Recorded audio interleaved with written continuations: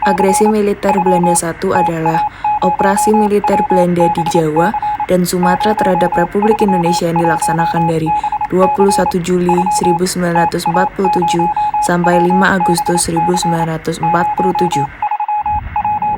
Operasi militer ini merupakan bagian aksi polisionil yang diberlakukan Belanda dalam rangka mempertahankan penafsiran Belanda atas perundingan Linggarjati. Operasi ini dianggap merupakan pelanggaran dari hasil perundingan Linggarjati.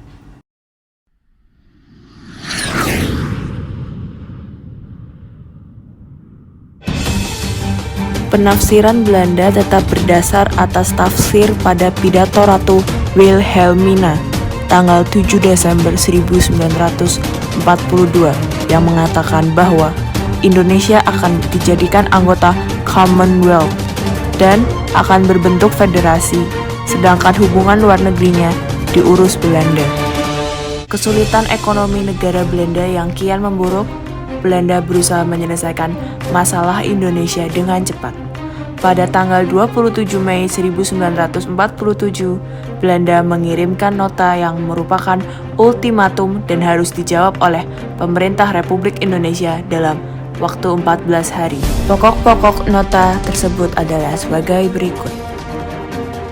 Membentuk pemerintahan Angkatan Darat interim bersama, mengeluarkan uang bersama dan mendirikan lembaga devisa bersama. Republik Indonesia harus mengirimkan beras untuk rakyat di daerah-daerah yang diduduki Belanda, menyelenggarakan keamanan dan ketertiban bersama, termasuk daerah-daerah Republik yang memerlukan bantuan Belanda yaitu Gendarmer atau pasukan keamanan bersama, dan menyelenggarakan penilikan bersama atas impor dan ekspor.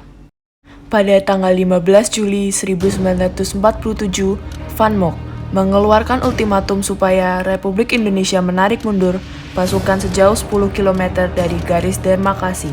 Pada saat itu Belanda tetap menuntut adanya Gendarmer atau pasukan keamanan bersama dan minta agar Republik Indonesia menghentikan permusuhan terhadap Belanda. Nota tersebut kemudian disusul lagi dengan sebuah ultimatum bahwa dalam 32 jam Republik Indonesia harus memberikan jawaban terhadap tuntutan Belanda. Jawaban Republik Indonesia yang disampaikan oleh Perdana Menteri Amir Syarifuddin pada tanggal 17 Juli 1947 melalui RRI Yogyakarta ditolak oleh Belanda. Tujuan utama agresi Belanda adalah merebut daerah-daerah perkebunan yang kaya dan daerah yang memiliki sumber daya alam terutama minyak, dan juga secara perlahan Belanda ingin menghancurkan Republik Indonesia. Namun, usaha tersebut tidak dilakukannya sekaligus. Karena itu, pada tahap pertama, Belanda harus mencapai sasaran sebagai berikut. Pengepungan ibu kota Republik Indonesia dan penghapusan Republik Indonesia dari peta, menghilangkan de facto Republik Indonesia. Merebut daerah-daerah penghasil bahan makanan dan bahan ekspor. Penghancuran TNI. Belanda berusaha keras membentuk negara-negara bagian yang akan menjadi bagian dari negara Indonesia Serikat.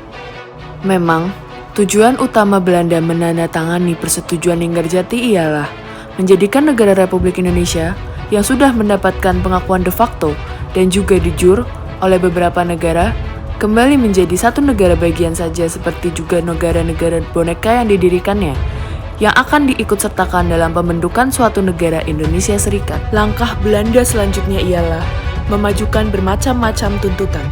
Sasaran utamanya ialah menghapus TNI dan perwakilan-perwakilan Republik di luar negeri, karena keduanya merupakan atribut negara berdaulat.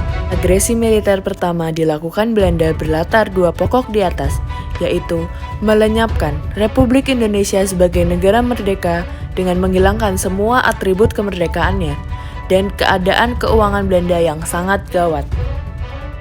Tanggal 4 Agustus 1947, Dewan Keamanan PBB memerintahkan penghentian tembak-menembak. Selanjutnya, PBB membentuk komisi PBB yang terdiri atas 3 negara, satu dipilih oleh Indonesia, satu dipilih oleh Belanda, dan yang satu lagi dipilih bersama. Akhirnya terbentuk komisi 3 negara, yang terdiri atas Amerika Serikat, Australia, dan Belgia Australia dipilih oleh Indonesia, Belgia dipilih oleh Belanda, dan Amerika Serikat dipilih oleh keduanya. Untuk pertama kalinya, sejak PBB didirikan pada tahun 1945, badan ini mengambil tindakan penghentian penyerangan militer di dunia dan memaksa agresor agar menghentikan serangannya. Belanda yang menginginkan supaya masalah Indonesia dianggap sebagai suatu persoalan dalam negeri antara Belanda dan jajahannya telah gagal. Masalah Indonesia-Belanda menjadi masalah internasional. Kedudukan Republik Indonesia menjadi sejajar dengan kedudukan negara Belanda dalam pandangan dunia pada umumnya. Sekian, saya Diva Ayusyahrani mengucapkan terima kasih.